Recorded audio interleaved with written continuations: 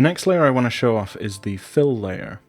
This will, as the name suggests, fill the whole layer with just a single color. But this is only the simplest form. If you want to edit any of these layers again, by the way, any of these filters or the fill layer, just right-click and go to Properties, or press F3 with the layer selected. Now you can change the color. For example, maybe we want more of a bluish-purplish color instead of white. But we have a lot more options than just a single bland color. We can put gradients in and change multiple colors here and turn the opacity up. You can add extra colors in the middle of the gradient, like so. But there's even more options. There's the Multigrid, which generates something similar to a Penrose tiling, using a variety of options and colors. There's Patterns, which uses your pattern library. There's Screentone patterns, which are also generated using a variety of options and dials to tweak. There's Simplex Noise, which is just a basic noise filter. And there's SeExpr filters, which are generated with even more complex code that you can tweak yourself. I'll cover the other types of masks in other videos probably, but for now the last one I want to mention is the file layer. Let's say that we're working on a more complicated piece, and I've separated this chassis out into its own layer. If I go ahead and save this image, but I want any edits that I make to this file to update in the other file, then I should change it to a CRA file, C-R-A. This is Krita's default file type.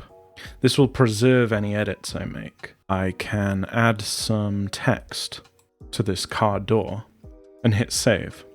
Now if I come back, delete this red chassis original file, and then add it back in as a file layer, then it brings up this dialog box. It gives you a warning that Krita uses a relative path to store the location, so if you move the file, then this may break things. Now you click on this Select File Name button, and it'll bring up a dialog box to select the file you want. Here's the car chassis in the CRA file, and we select Open. No image scaling because the size of the car chassis is the same as the size of the canvas for this photo. So we press OK, and you can see the placeholder text has now appeared. If we go back up to the car chassis and change the text, now if we press save and give it a moment, it'll now update in the other file. So now we have two ways of doing non-destructive editing.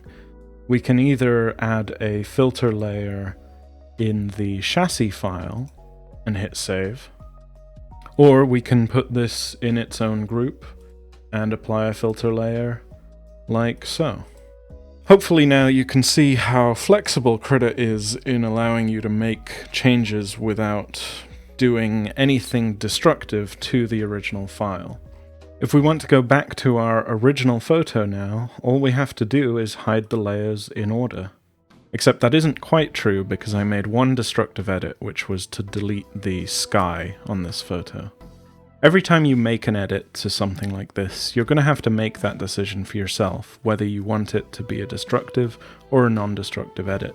Destructive edits are usually quicker and are less resource intensive. Non-destructive edits use a lot of layers, but they can be reversed very quickly without needing to go all the way back in the undo order, or without having to make lots of backup saves along the way. Krita also offers a lot of options to let you make backup saves though. For example, it has the snapshot docker, and it also has the option to save incremental versions and incremental backups. If I was really not sure about whether I wanted to permanently delete the sky in this photo, for example, then one way to do it would be to use blending modes. So if I went to the similar color selection tool like I did before, and then selected as much of this as possible. Now, with all of this selected, I can press Ctrl-C and Ctrl-V to make a copy of just what I've selected. To make this now erase from the layer underneath, we can put these two in a group and change the blending mode on the sky copy to erase. Now I can fill the sky back in with my wacky pixel grid and the sky layer is non-destructively removed. To see what it looks like with and without, I just hide the erase layer, just like that.